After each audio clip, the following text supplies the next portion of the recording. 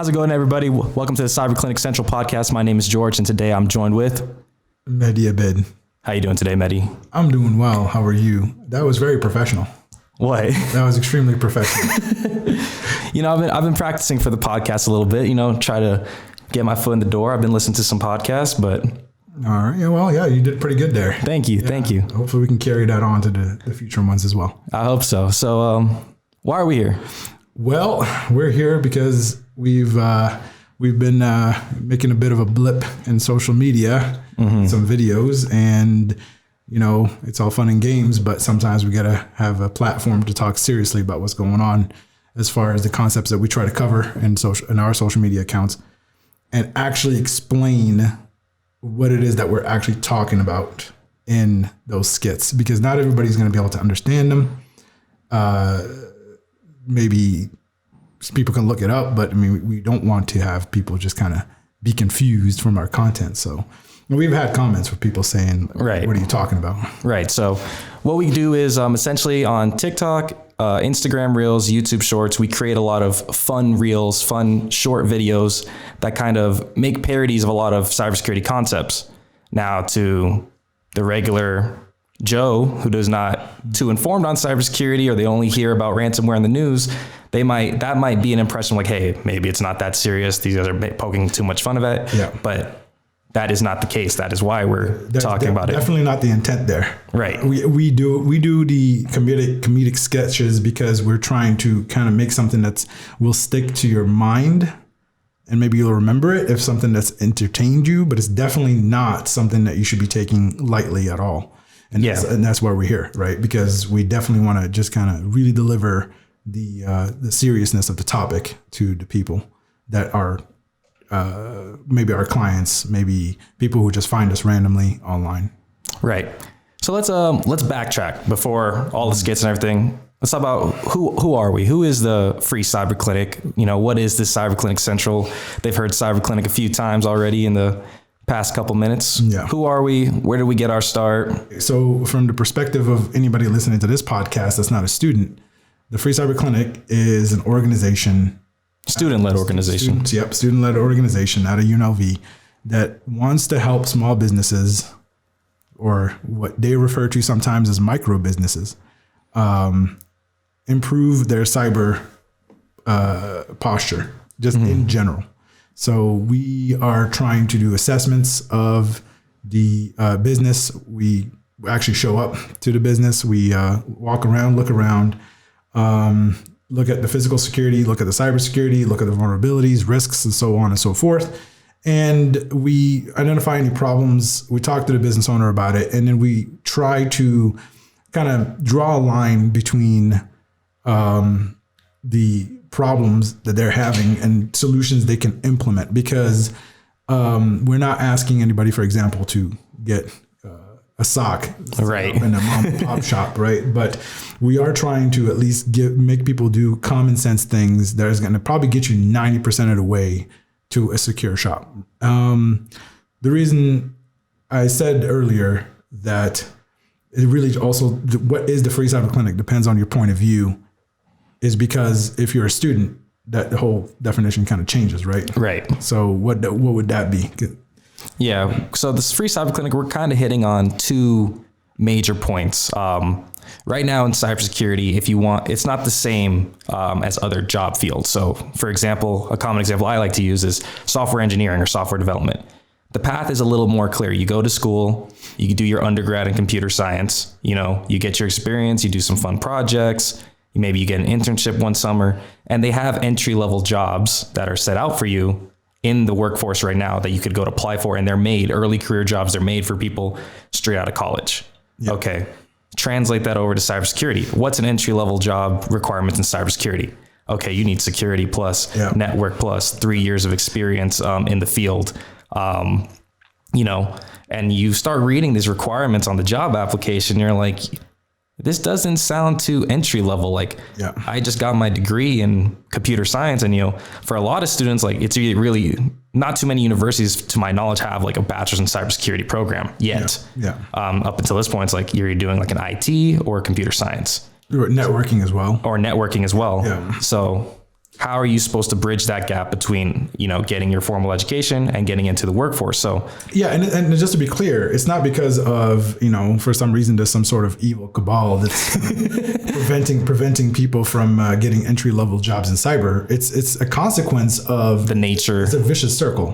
There's not enough people in cyber, therefore there's not enough people to get people into cyber. It's kind of weird, because if they had the people to train you, then they would bring you in as an entry level. Right. But what they need immediately is a competent professional that can do the job with experience, because they don't have the time to wait for you to get ready. Because right now we need cybersecurity immediately. Right now something's happening. We're at risk of attack. Something's up. So we don't have time. And I think that's the story with a lot of places, because like a lot of places did consider cybersecurity, like a lot of large corporations.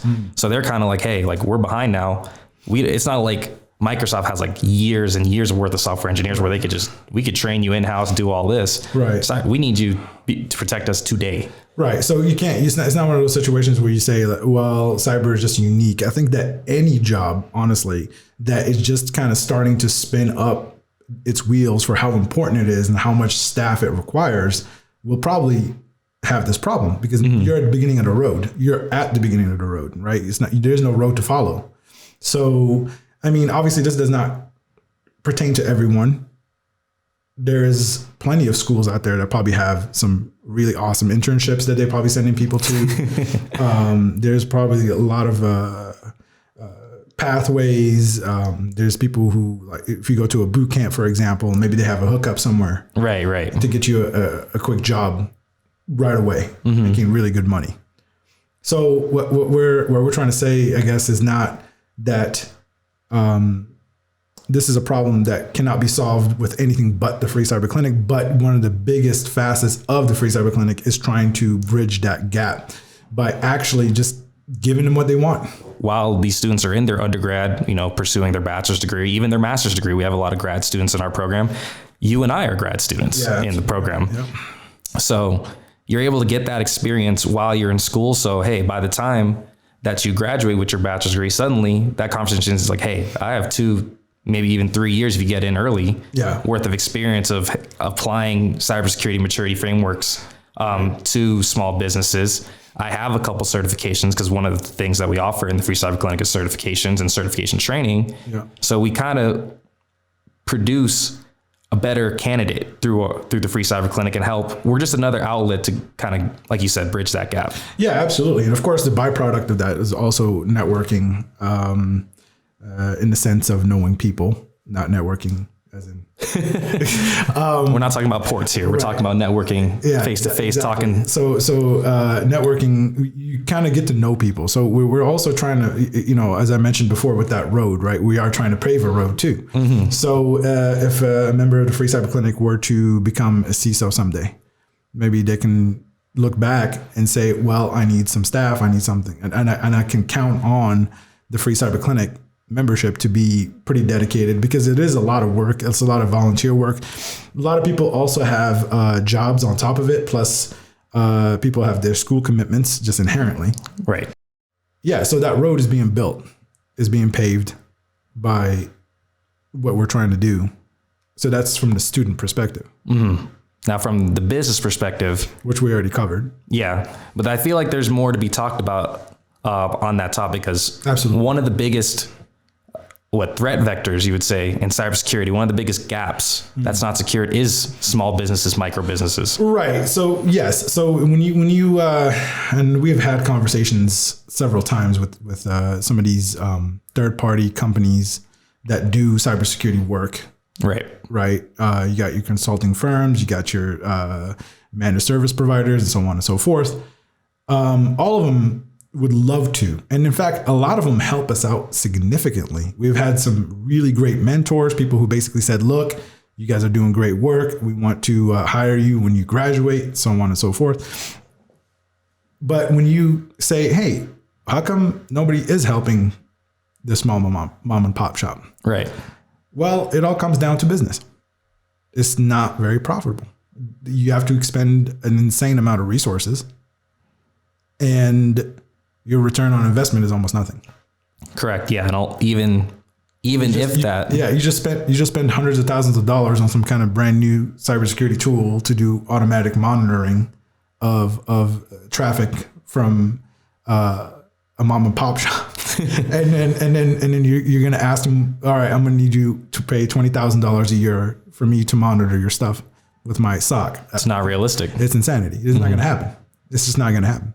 And then there's, of course, other people, government types, that also praise us and have helped us out quite a lot. But when you ask them, well, how come you're not doing it? They say, we are doing it. We are doing it. And you say, all right, well, how? Right. And well, we have this website, we have these tools, we built them, we spent millions of dollars. But there's not a lot of like, but who's looking? Cybersecurity, from a small business perspective, a lot of the times, a lot of businesses haven't even considered it. A lot of small businesses haven't considered it. It's not even, they're concerned about staffing, inventory, stuff that a small businesses are typically more concerned about. And they're kind of oblivious to the fact that they are in that, threat. Yeah. They're the biggest. Right. Because and I've said this before, but I'll say it for the sake of the podcast, of course, the bad guys, quote unquote, right? They will eventually come to a wall where they're going to probably say to themselves, all right, well, I am trying to hack this big company, but man, are their defenses on point. Look at that. Now we are starting to generate more talent in cybersecurity that is actually standing up and defending these big corporations, and they're getting paid a good amount of money to do so. 6 figures now. Okay, I'll just make up for the difference by attacking 200 small businesses.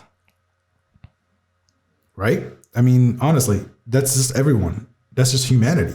You go for the easiest thing. You go for the lowest hanging fruit. Exactly. So, and we've already, we've done our research on this, and I think we might have it on our website, but there's already a visible trend, a shift in targets from those big targets to, like I said, did you get what I did there?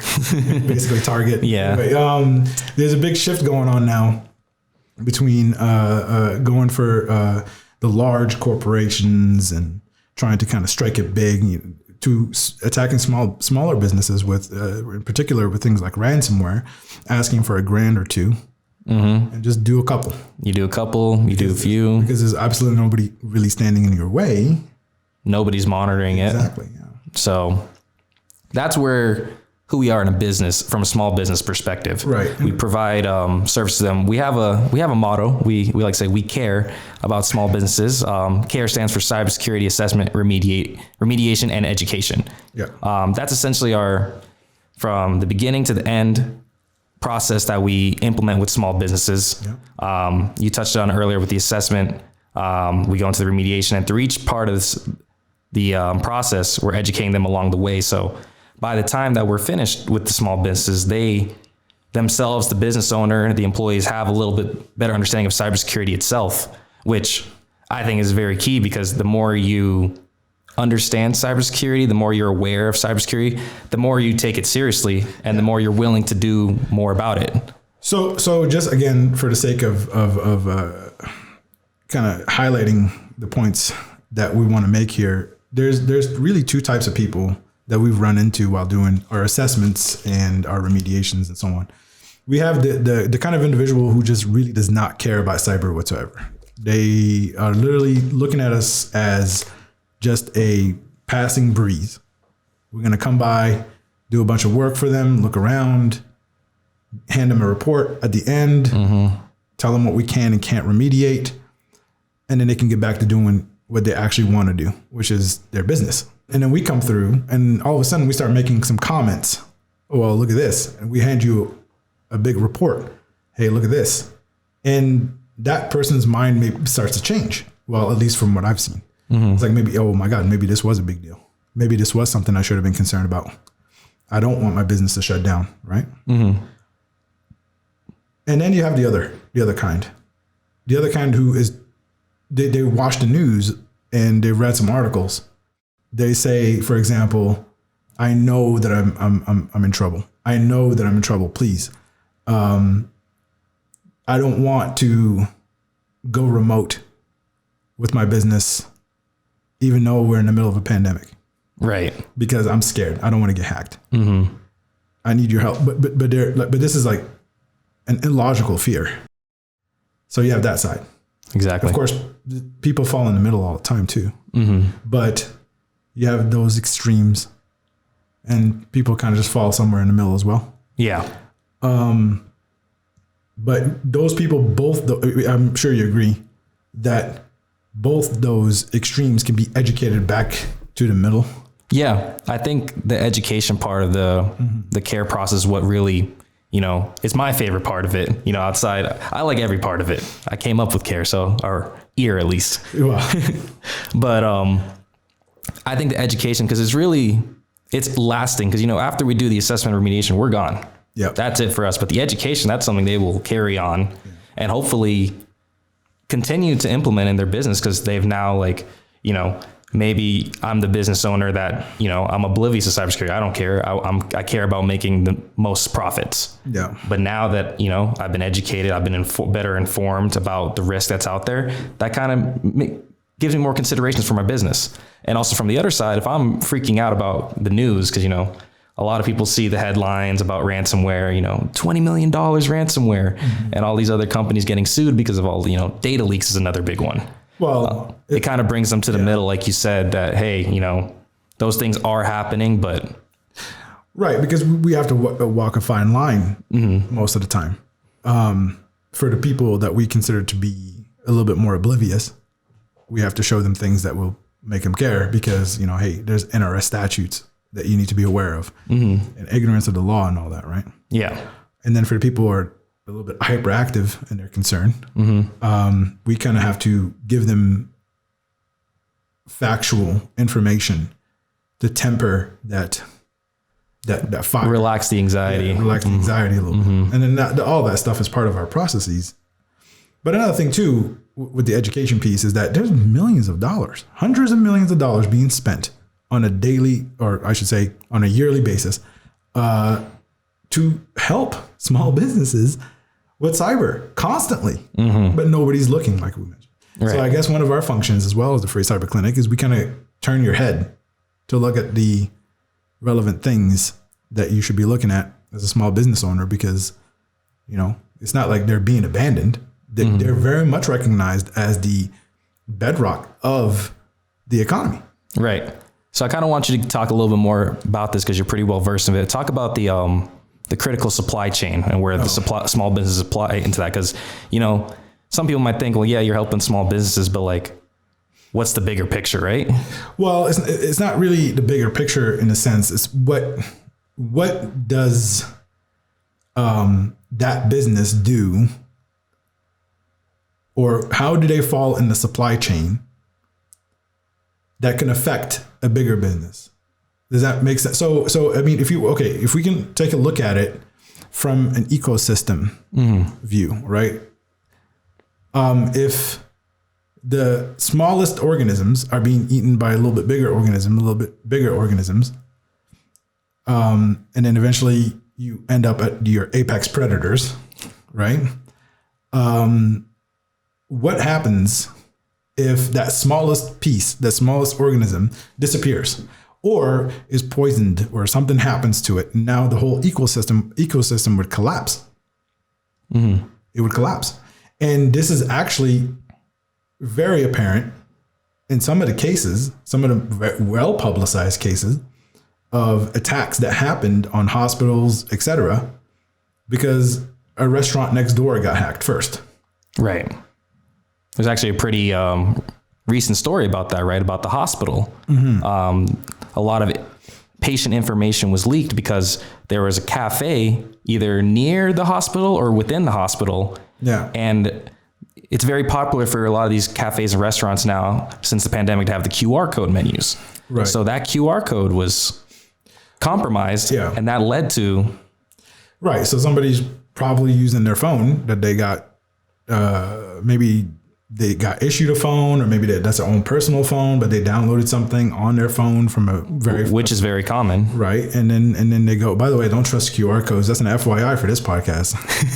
I don't like the fact that we're going to QR codes everywhere, honestly, because, I mean, you can adjust or modify a QR code with a Sharpie. I've read a paper where they were actually doing that, and basically doing essentially typo squatting on The QR codes. Yeah. That's crazy. So I tend to not scan QR codes when I can. Maybe it's a illogical fear, but I still, but that's besides the point. What I'm trying to get at here, though, is that, hey, so you are in a bank.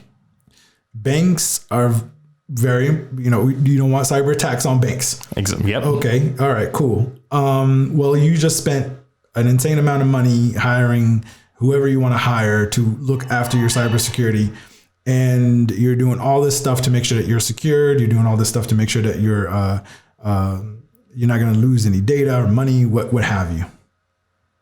Well, what about the company that you hired to come clean the floors at 12 a.m.? Is anybody watching out for them? They're walking around your business when you're not even paying attention. Right. Another popular example is HVAC. Yeah. Well, back to the target. Back to the target. Yeah. Which is actually one of the biggest examples of this whole supply chain stuff. There's also stuff that goes into hardware. Do you trust where your hardware is coming from? So, you have, I remember I used to work at my old job. They used to have couriers.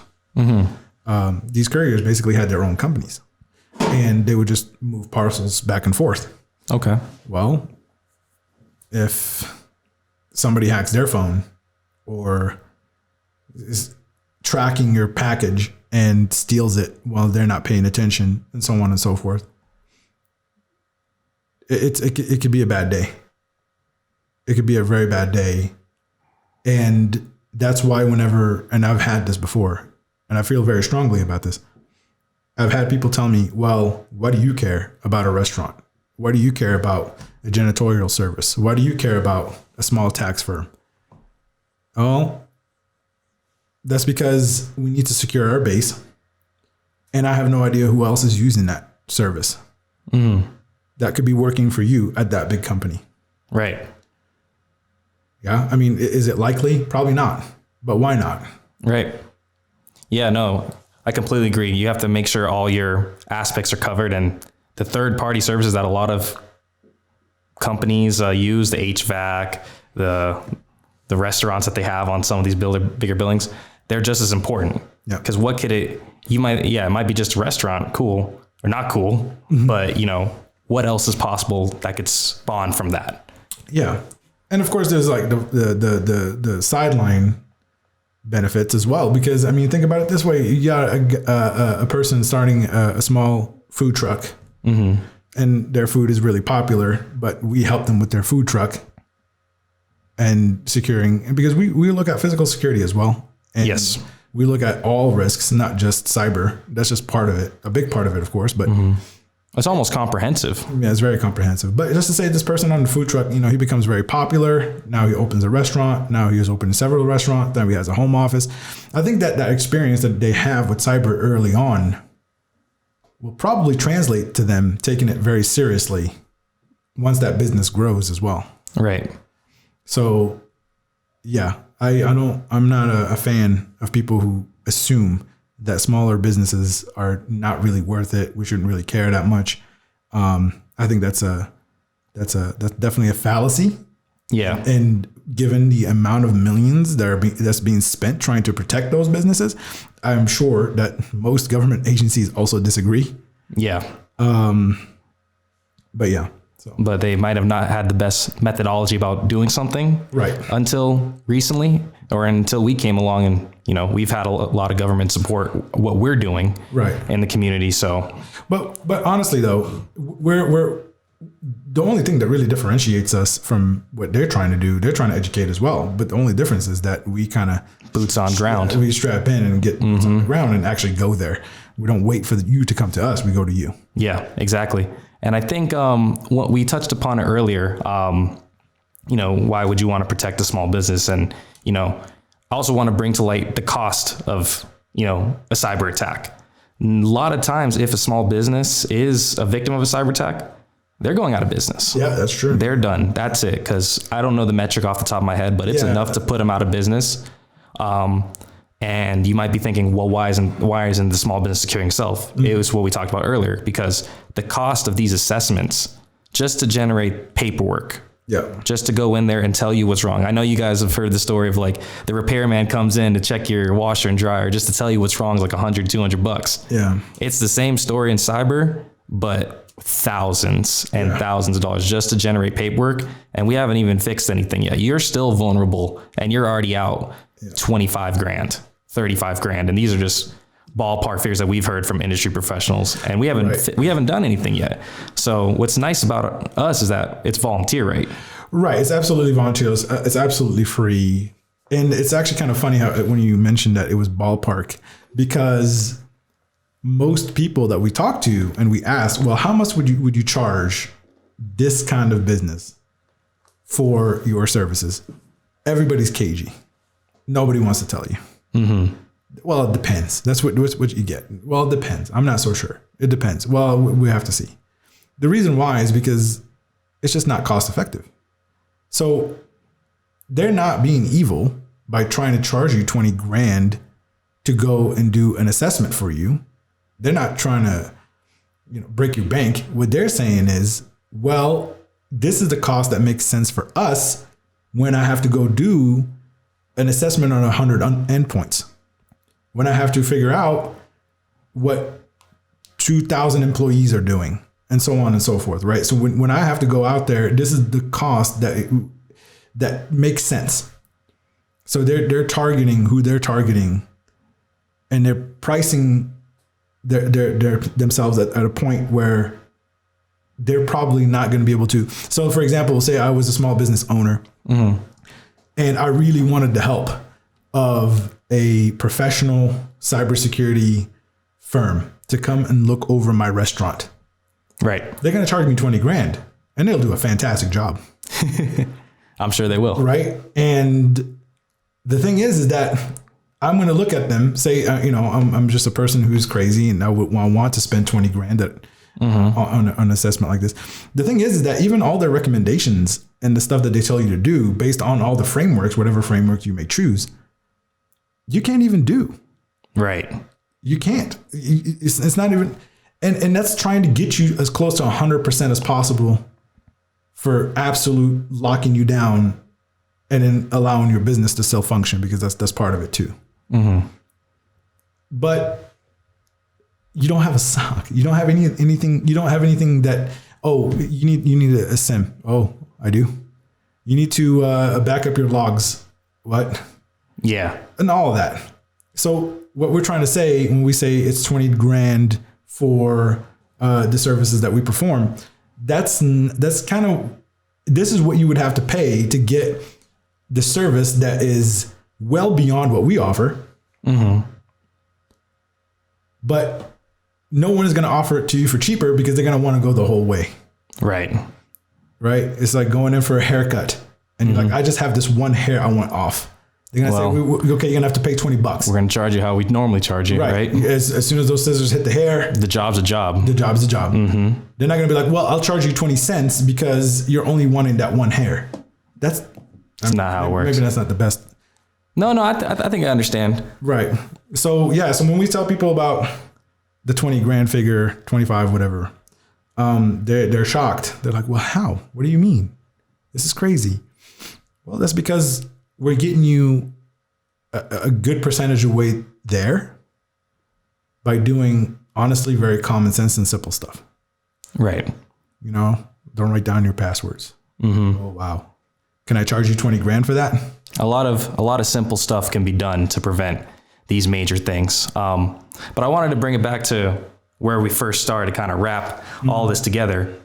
Why are we here? Why are we starting this podcast? What is our reason? Cyber Clinic Central, our main goal is to talk about cyber clinic news, things we see in the field, things that are new with us. We're also here to, like we said earlier, describe some of the cybersecurity concepts that we parody in our skits. We have a lot of skits that we come out with that we would like to bring attention to in a lighthearted manner and in a serious manner, because the lighthearted manner, in my eyes at least, it gets more people in the door to cyber and kind of like, hey, that was funny, ha ha. You know, what does it really mean though? And then you can come here and we can say, hey, this is the actual implications X, Y, Z of what we just talked about in that video.